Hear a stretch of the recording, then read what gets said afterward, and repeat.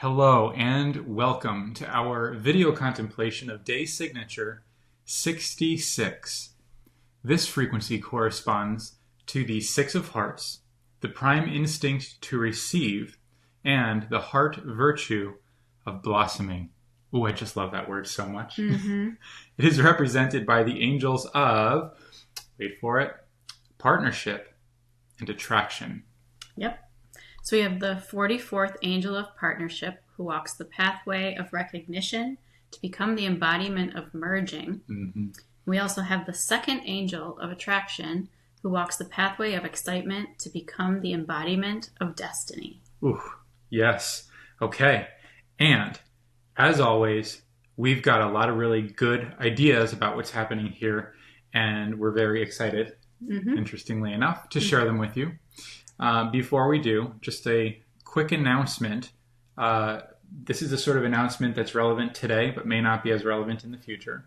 For those of you who follow along with these contemplations daily, please know that the day signature 65 contemplation that we recorded yesterday is coming. But during this conversation, what seems to have happened is that Laura sneezed so loudly that she glitched the system.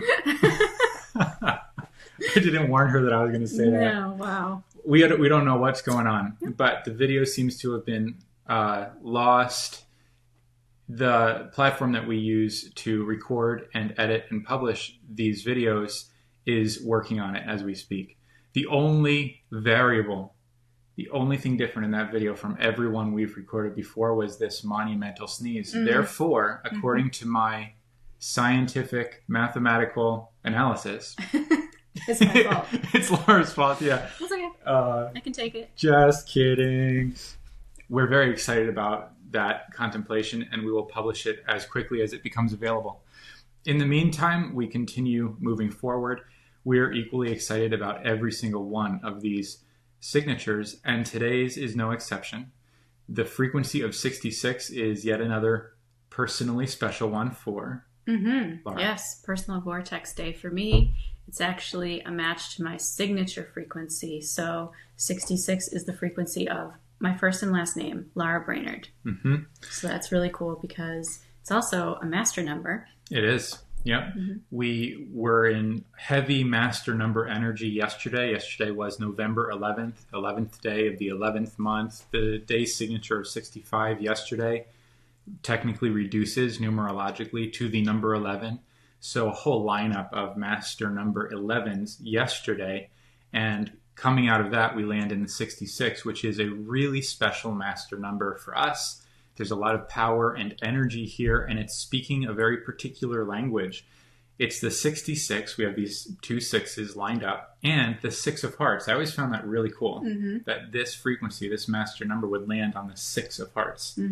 A lot of six energy here. Yes. So this is where we begin. Yes, so the six, actually the keynotes that we assign to the number 6 in the Liberated Tarot are celebration and home. I always think of this, when I think of the 6, I think of perfection. Celebration, home, perfection, aesthetics, beauty. You get that feeling of celebration from this particular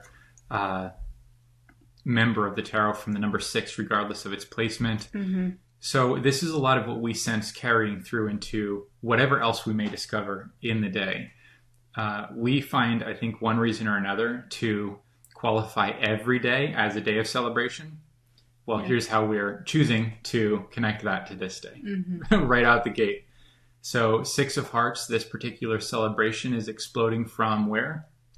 The heart. We've talked about this before. It's actually not possible to experience celebration, to celebrate mentally.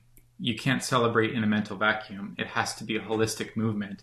You are recognizing or witnessing something mentally, which then explodes out of you as a response. That response, that sense or feeling of celebration is something that involves, of course, the heart. So it makes very good sense that we would find ourselves here situated in the hearts. This, do you have anything you'd add to that? I saw you reaching for, okay. Good. So there's your 6 of hearts. Prime instinct to receive. We may return to this prime instinct throughout the course of the conversation, but right here at the outset, you can kind of get a sense for how this instinct, this natural willingness to receive, even need to receive, is connected to everything we've been talking about every single day all along. I can't help but think of any plant planted in fertile soil. There's no way for that plant to grow void of its connection to something which feeds it. And we are no different from that. This prime instinct to receive is simply a willingness to take in the sustenance that life is providing every single moment of your life. Yeah, I'm reminded of what the 14th angel of worth told us, that when we relax, we open. When we open, we receive. And that is the movement that we're being called to in the hearts. This whole category, the suit of hearts, is about opening the heart. And here in the 6, we're seeing it finally blossoming, totally open. And it is really calling our attention to this idea of really trusting enough to be able to continue to open and blossom. And the more we open, the more we receive. And it's really special here in the 6 because it's like reached this pinnacle, feels like. It feels like we're constantly reaching pinnacles. And I think that's to the point. This heart virtue, you've kind of just like fallen right into it here with your description. The heart virtue is blossoming. The blossoming of your heart, yes, we know that feeling. You know what it feels like when the heart blossoms open in response to anything. That deep sense of feeling good, of feeling connected. It's like this tangible yes. Yeah. You feel the opening toward. Right. That's one example of what we mean by blossoming. But what you're describing is a continual pattern of growth that continues to unveil more and more of itself over time. Yeah, what we're seeing here is actually what we're celebrating is this connection between the heart and the mind finally. So it's like we're celebrating the union of the heart with the mind. And that is, kind of what allows the heart to continue to open and receive more and more and more. When the mind and the heart are on the same page, it's just sort of the pinnacle again, I feel like is the word. It's also the prerequisite. There's no way for your story to move unless you are totally available to that story. Certainly it cannot move to the extent that it deserves to move and that you deserve for it to move. There's a necessity for all of you to show up to that story in a way that is conscious and engaged. Again, these are themes we've been exploring now for days and days. But I can see how in the 2 of Hearts we talked about choice and union. And that's where we met this idea again, that these parts of ourselves are meant to work together. They're meant to be activated and utilized on purpose as a collective, as a team, so to speak. And then we had that heart virtue of marriage. Again, we found that. The heart virtue of relationship. Again, we found that. Today, we're working with the angel of partnership. Again, we're going to find this playing out. Whatever other relationships we may have in our experience, whatever other partnerships, whatever other meaningful connections there may be, this initial inner connection between your head and your heart, so to speak, is absolutely fundamental to all of the rest, certainly fundamental to your experience of them and fundamental to the quality of that experience. If you want high quality relationships, if you want a beautiful life, you begin here by becoming present to it as a complete being.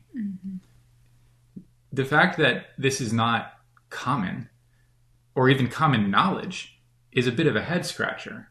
The idea that we're supposed to navigate experience intellectually has always been false, and it has always led us astray, and it's always squeezed us into teeny tiny corners that we struggle to get out of. because we think it's necessary. It isn't. It's not only not necessary, it's not effective, it's not appropriate, it's not ideal.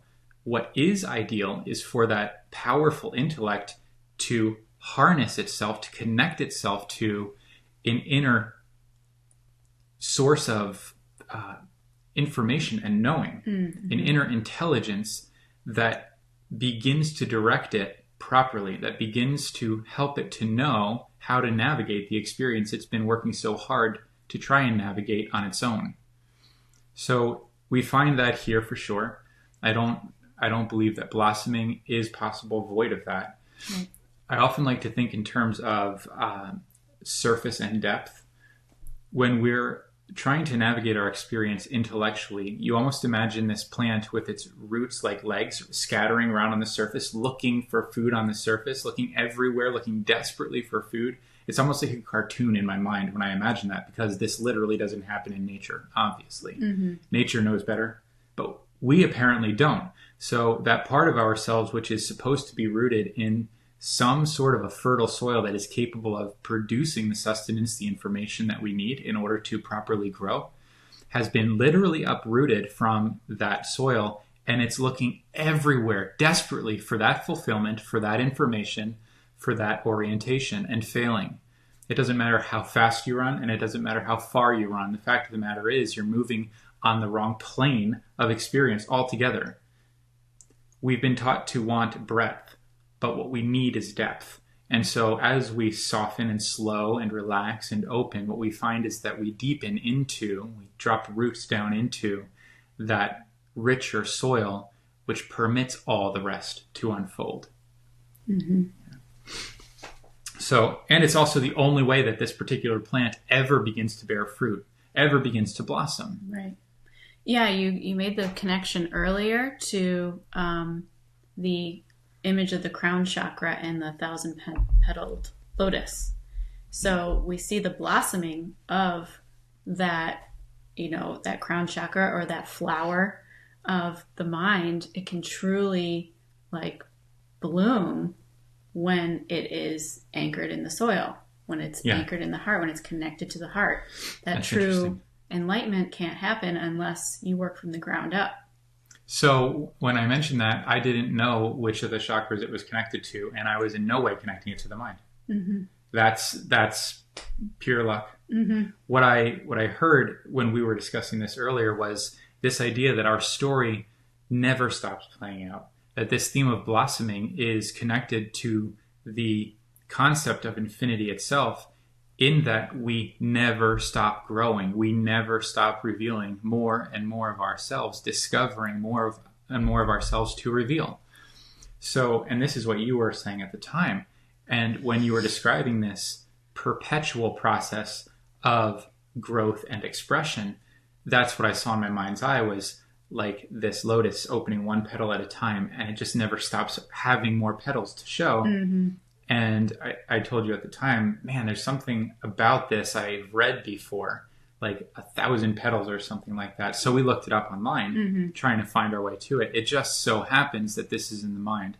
I think it's important to think of these metaphors on separate tracks. On the one hand, your mental capacity never truly blossoms until it is first rooted in a deeper source of knowing and intelligence that ultimately feeds that illumination, feeds that opening. On the separate track, the metaphor plays out similarly but a little differently, because the emphasis isn't on the mind at all. It's actually on the holistic expression of your personal narrative, of your personal story, of what the angels here refer to as your destiny. So there's always more to find, and there's always more to share, but only in either case, in either metaphor, on either track, it only happens in those cases where you have found the way to root that conscious awareness in something which may not be directly conscious, but is directly communicative, and that's the heart. The heart is that part of us which is constantly receiving and interacting with all of the subtle layers of information we cannot consciously be aware of. It's constantly engaged with everything invisible that you need to know, but could impossibly know void of the heart. And that is very, very interesting, because what we have here is the fundamental contributor to an inner guidance system, which our minds have been attempting to circumnavigate. They've been attempting to operate disconnected from that awareness, disconnected from that guidance. Mm-hmm.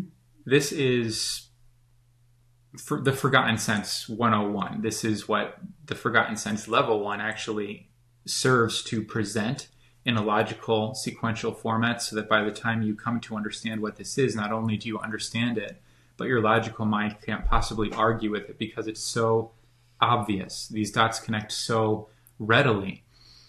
We use logic to find our way back to the heart, and we remember that the heart is that part of us that knows beneath and before and beyond what the mind is capable of knowing, because it's engaged with things we couldn't possibly understand. And it's capable of engaging with those things in the ways that our mind is not. I've often heard this idea that the power of the mind is meant to serve the heart, that the head serves the heart. We talked about this earlier.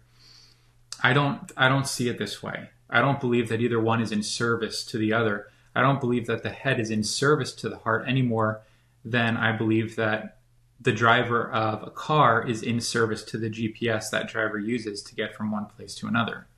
What the driver of that car does is utilize the resource of the GPS, understanding that that GPS knows how to get from one place to another, even if the driver doesn't.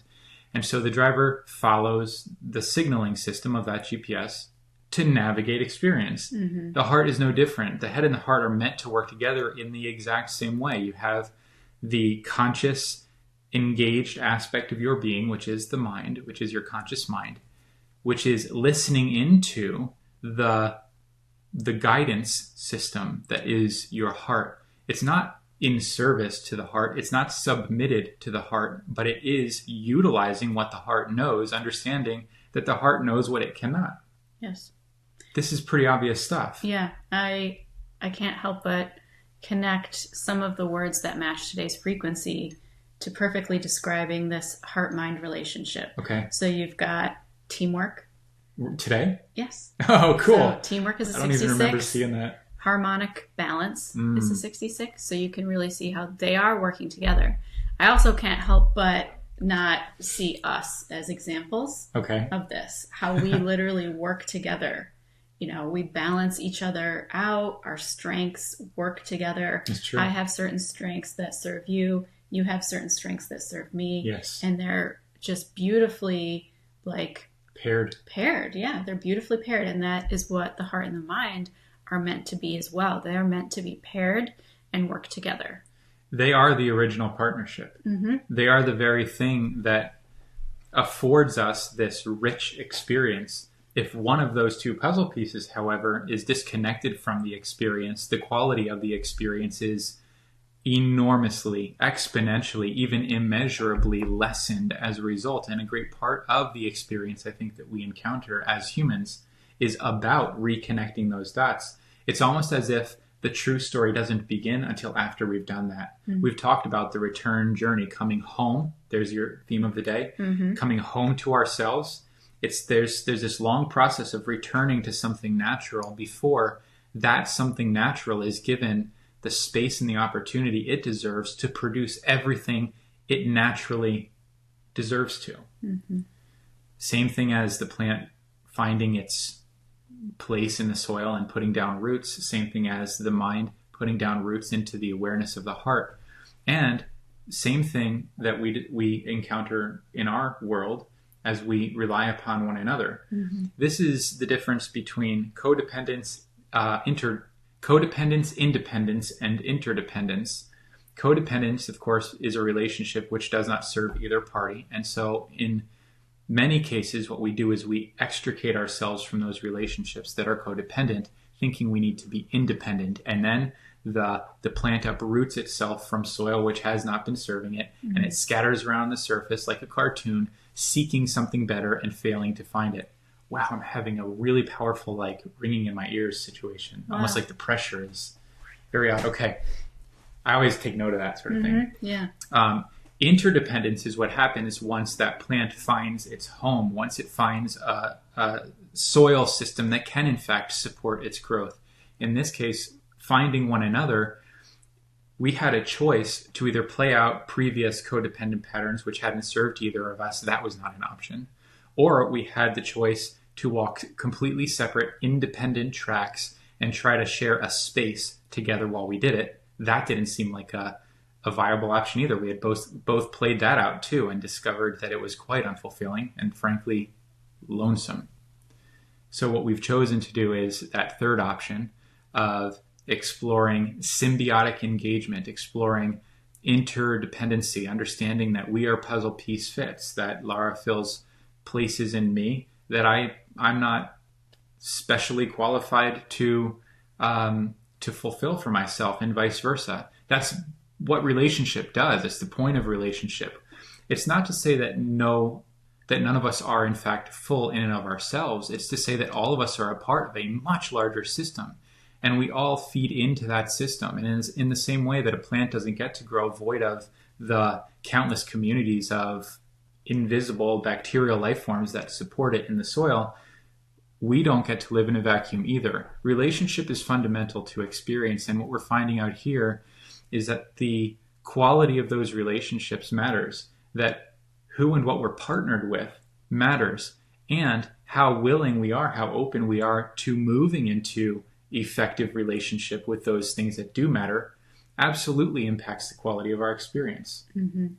Yeah, I mean, our willingness to see life as good, as only benefiting us, is exactly the type and quality of relationship that you want to have with life. Oh, yes. Yeah. And it's exactly the type and quality of relationship you will have with life the moment that you see it and claim it and move into relationship with it as such. Yeah. Yeah. That's a part of what the prime instinct to receive is. It's like saying, yes, this is good food. I will now ingest this. I will now make this a part of myself. We're so used to just consuming what we're fed, and we're being spoon-fed garbage. Now we get to choose what it is that we will receive. This is the thing about choice and union. Yes, we're built to receive, and we're built to do so consciously. The heart receives, and the mind discerns. They work together so that the mind can discern effectively using the information of the heart, and the heart depends upon the head, so to speak, the head, the mind, whatever we choose to call it, to feed it what it is deserving of, to feed it properly. There's a beautiful loop between these two, and we're learning how to reestablish that loop, understanding that when we do this, we get to navigate our experience more beautifully. What's interesting before we move on from this metaphor of the GPS and the inner guidance system is that when a driver utilizes a GPS, there's no real tangible or physical relationship to the information that GPS is providing. In this case, when we connect the mind to the heart, that's not true. In this case, our relationship to that information is totally tangible, totally physical, totally human. We do, in fact, feel the signals that the heart produces, and that's the point. That's why the forgotten sense is the sense of feeling, because we've forgotten that how we feel absolutely matters, and the angels that we're meeting here today qualify that. They remind us of that. They show us why that is so important, and they remind us of how very simple this signaling system is. Another key takeaway from the Forgotten Sense program. This is not difficult. A child could understand it, and in fact, children do until that understanding is programmed out of them. It's obvious. It's unavoidable. Once the mind recognizes this, it begins to relax into a new quality of relationship with the heart that allows for the signals presented by the heart to be effectively and appropriately interpreted by the mind.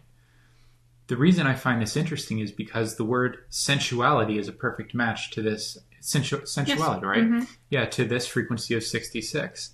This inner guidance system, what the heart knows and communicates, is a sensual experience. It's meant to be. And here's why. When you are receiving an indicator that you're moving in the wrong direction, it becomes so uncomfortable that you must adjust course. That's a gift. That is the most generous thing in the world. The fact that life becomes more and more persistent, that it gets louder and louder and more uncomfortable, is in no way connected to an idea of punishment or even consequence. It's a communication system. It's someone knocking at your door saying, hello, pay attention. In the same way, when you are connected to that, what we're going to discover is, in fact, the thread of destiny. When you're connected to that good feeling, when you know that you're moving in the direction that life has called you to move in, it feels so wonderful that all along the way, you feel fulfilled. No longer are you reaching for fulfillment at some point in the future. You are finding and experiencing that fulfillment now. And that's what makes this so much more interesting and significant than a driver using a GPS. That relationship is entirely utilitarian. This relationship is, it's personal. Mm-hmm. It's not utilitarian. Yes, we're learning how to use that signaling system. We're learning how to interpret it and make effective use of it. That's true. But it's personal. You feel it, and you're meant to feel it. And the more you align with what is right, the more you can interpret those signals and choose the ones that direct you toward the expansion of your own life, the better you feel, the more fulfilled you are, and you realize you can in fact live a full and fulfilled life. All along the way, you're not reaching for that at some point in the future. That's very significant. The whole thing is physical, and it's meant to be physical. There's no getting away from that, and you wouldn't want to get away from that because that's the richness of the experience. There's no other reason to be embodied aside from that sensuality, aside from the richness of feeling that is the direct result of your relationship to all of that invisible information you couldn't possibly understand mentally. So the heart has to open. That's what this prime instinct to receive reminds us of. There's no way to move forward until the heart is open. And over again, every single character we've met in the hearts up until this point, and there have been a lot by now, everyone reminds us of that same first prerequisite. You have to open the heart, and you have to connect the mind to the awareness of the heart. You don't get to move forward and experience anything good until you do this. Certainly not with any degree of reliability. You do not get to sustain luxury. You do not get to sustain the sense of richness. You do not get to sustain enjoyment or fulfillment void of this initial contract, this initial partnership. Mm-hmm. And that's what leads us into the angels. Mm-hmm. Yes, the angel of partnership, 44. Mm-hmm. The angel of partnership walks the pathway of recognition to become the embodiment of merging. And the angel of attraction walks the pathway of excitement to become the embodiment of destiny itself. Yeah. Mm-hmm.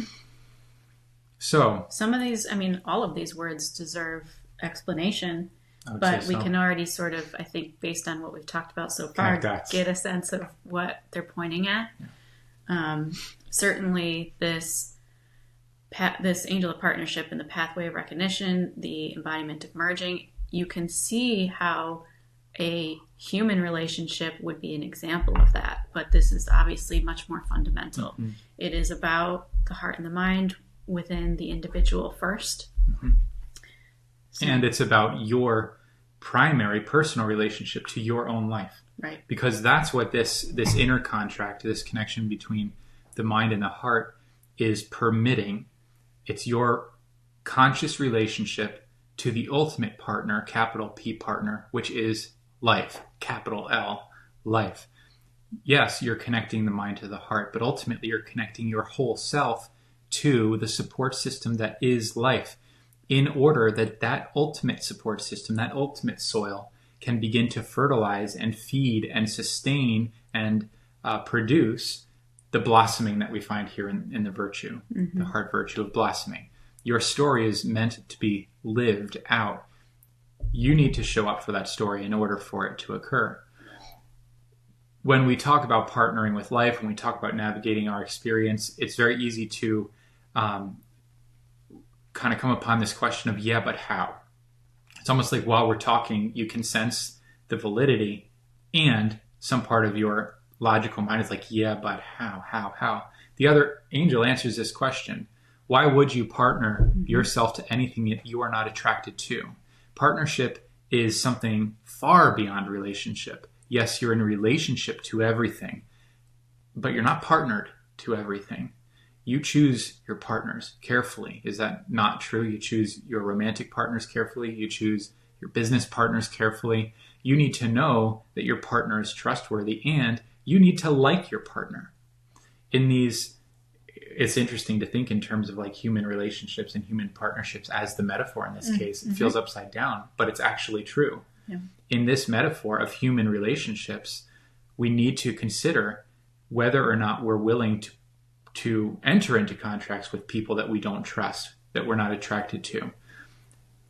The reason I find this metaphor kind of interesting is we do that all the time. We make concessions all the time. We compromise our better knowing all the time. We move into marriages. We move into business partnerships. We move into these very serious and even risky situations with others that we don't trust or even like. That's wild to me. But what we're being shown here is that this angel of attraction and this angel of partnership are in fact meant to work together, and you ought to be able to trust a partner, and you ought to be able to enjoy or feel attracted to a partner, especially on the most fundamental level of all. If you don't feel like you can trust God or life or the universe to have your back, if you don't really like how that idea works, let's imagine you have an idea of God as a punisher. It's really hard to like that character. What you end up doing is feeling so afraid of that character that you submit yourself in obedience to that character that is not equal to what the angels are showing us here at all. It's, in fact, perfectly opposed. So we're given this opportunity to rewrite the script on life, so to speak, to wipe the slate clean and to begin to consider for ourselves what is, in fact, true about it, regardless of what anyone else has said. And at the end of the day, the partnership only sustains if there's also attraction. And how do you know if that's the case? How do you recognize or discern whether a partnership is in fact viable, whether it's going to benefit you, whether it's aligned with your best interests? The pathway of recognition asks this question, and it ought to. How do you know? The pathway of excitement tells you the answer. See how we're doing this thing? We're just drawing the lines directly across from the angel expressions. Now the angel pathways. The pathway of recognition knows based upon the quality of response that the heart feels. The pathway of excitement says, if something does not ignite something in you, if it does not make your eyes become wider, if it does not fill you with wonder, in some way excite you, it's not for you. Consider that. Think about that as a guidance system. How many times have we compromised that very most basic signal? Well, I'll roll with it. We're quick to settle because we don't believe that something better could be possible. We don't have the patience to wait. We don't have the trust instilled in our deep self yet to understand that if one thing is not the thing, something else is. And that something else is coming and will be yours, provided you don't compromise at any point along the way. So the pathway of recognition says, am I excited about this or not? It recognizes the value of a connection, of a partnership, based upon the quality of the heart's response to it. If you're excited by something, it's meant for you. Whether or not that something is meant for you for all of time is irrelevant, because ultimately what we're trying to do here is not sign for all time, for all infinity contracts. We're trying to reconnect our step-by-step engagement with life to an underlying awareness that supports the continuation of that life. We're trying to merge with our own destiny. That's what's happening. So the embodiment of merging and the embodiment of destiny here is all about permitting yourself to start living your own story, getting yourself out of other people's stories, getting yourself out of these corners of obligation and smallness that you've agreed to and settled into and compromised on for your entire life, and reclaiming your power, reclaiming your energy, your time, your attention, your agreements in such a way that you can finally begin to align with, to merge with, to marry your own epic narrative, your own story. You've pulled something up. Yeah, well, I mean, one of the nice things about today is that this angel of attraction, the second angel, is one of the angels we've had a session with. Yes. So we always like to highlight that. And so I've actually pulled up the conversation. Again, you can read any of the 10 sessions that we've held with the 64 angels on our website for free at any time, and this is one of them. So, yeah. Well, there's one part here, if I can find it, where the angel actually defines destiny. Okay. Yeah. It says, life is expressed through enjoyment. Each angel offers a way. Pause here for a moment. Life is expressed through enjoyment. If we've been saying this every single day that we show up for these conversations, we'll never stop. Do you realize that life doesn't get to be expressed? Life doesn't get to show up and like become an experience except by means of enjoyment? That's what life is doing. It literally says this. Yeah. If you compare life to this flower, which is an example of life, a blossoming flower, that is the equivalent of, humans, the equivalent of human in the human world. That blossoming is our enjoyment. Absolutely it is. You feel that. You feel that enjoyment, that excitement in your heart. That's everything to do with this day's signature. To say that life is expressed through enjoyment, it goes on to say later in another way, it says life itself is the act of enjoyment. So life and enjoyment are inherently tied here. But it goes on to say, life is expressed through enjoyment. Each individual life expresses a way. Your way is unlike all others. This is what destiny means. So what is destiny? Destiny is your life lived out your way. It's not some predetermined script. It's what happens when you permit your life to explode into life or blossom up into the fullest possible expression of itself, understanding that no one else has ever done this for you before. As each of us lives up into the largest possible expression of our own individual story, we are bringing to life something which has never before existed and simply never could by any other means. That's why there's such a great pressure to express your own original way, self, being, words, whatever, to express yourself as such. There's so much pressure there because life knows what we've forgotten, which is that it has no other way of contributing in this very specialized format except through you. And it only happens when it's allowed to. So moment by moment, you're on the furthest possible edge of what has ever existed before. That's what destiny is. Destiny is written in those moments. It's not something that we need to get on board with. It's not something that's predetermined. It's something that we're living out. You don't get to encounter that until after you've put down those roots and until after you've allowed yourself to be filled and moved by all of that goodness that life is. That's how this works. So your way is unlike all others. It's meant to be. Until you recognize that and permit that, until you stop living out what everyone else thinks you're supposed to be living out, until you stop living out what you think you're supposed to be living out based on what others think or what you've been told, until you completely start from scratch and begin to consider what your voice sounds like, what your preferences are calling for, where your enjoyment lies, your life is not being allowed to express itself as such, as you. That's really humbling on the one hand and really exciting on the other. Because what that means is you have complete power. You are the only one with the power to permit that to unfold. And if you do, as you do, what happens? Your whole self becomes married to that story. And you begin to witness in real time what that means. That's the surprise. That's the mystery. That's the miracle. You get to live into this greater and greater thing, this constantly expanding thing that is your story. And you get to be surprised by what you find along the way, knowing that the life that supports it is made of goodness, which means that the story is a good one and only gets better. That's amazing. Yeah. That's what the angels are reminding us of. And they're showing us exactly how to do it. How? But how? The answer is in front of our face over and over again. Does it excite you? Yeah. This moment, the next moment, how do you know? Does it excite you? What do you see? I see that you see something. Just the very next line. As you permit your excitement to guide you, destiny anchors each step. Yeah. And so we say how, and the angel answers it in the next line.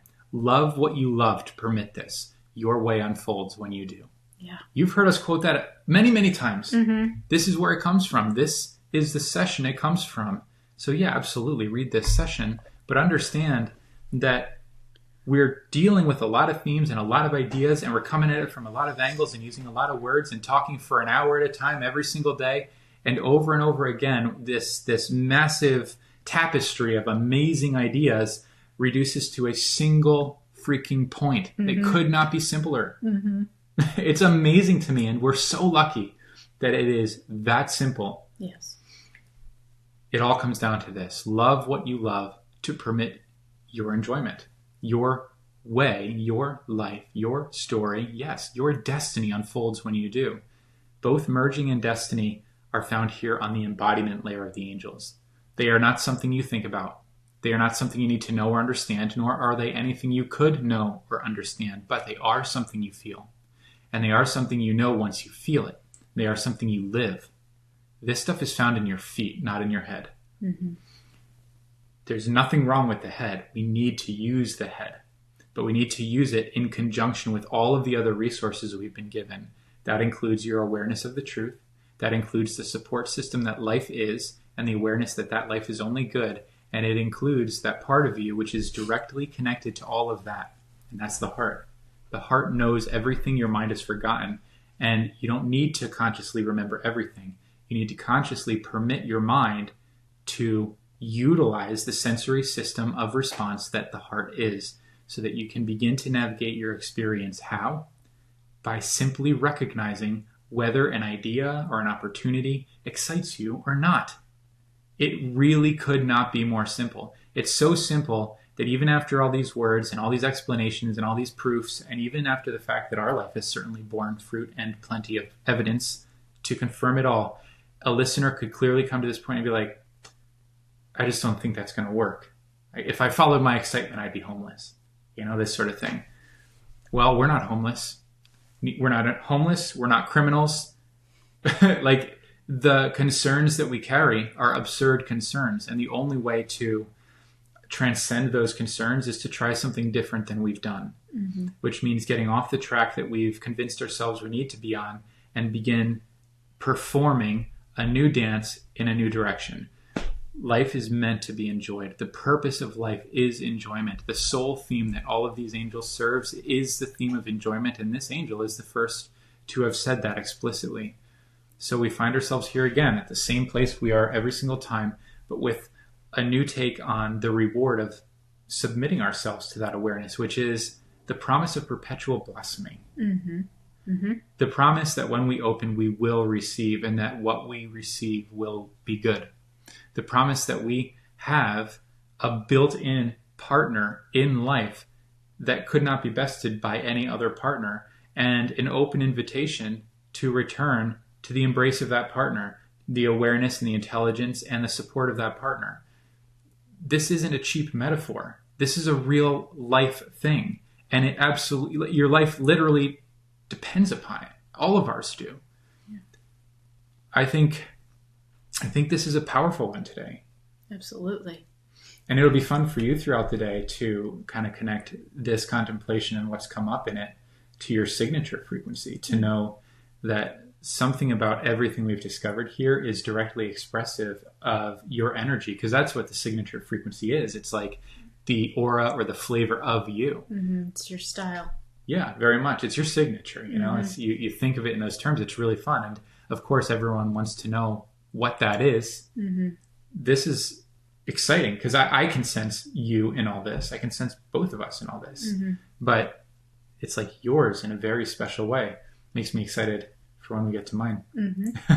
And it ought to make you excited for yours too. If you have it, maybe this is an invitation for you to reconsider or revisit it today. But at the very least, we certainly would encourage you to take the time to read that session word for word. It's our session with the second angel of attraction. It's our third session. And we've already been over it multiple times today, and we will continue to revisit it. it's very fortunate for us that all of this pairs down to such a fine point. Mm-hmm. Let's roll with that fine point. We can forget all the other information, all the details. We don't need to hold all this stuff in our minds. Right. We have the information we need to know right here. And if you don't know how to tap this, if you're concerned that what we're describing is so important and you may or may not be qualified or equipped to actually feel what it is we're describing, I would encourage you to consider the Forgotten Sense program. It's step one for those people, especially who are very much in their minds about this and need the logical sequence of presentation to really relax into what's happening and begin to open that part of ourselves that does in fact know how to move. Right. Yes. Cool. Is there anything else you would add to this? I don't think so. Cool. I really enjoyed this conversation. Good. Yeah. Thank you as always for joining us. We'll very much look forward to seeing you tomorrow. And until then, enjoy your day. Mm-hmm. Bye for now. Bye.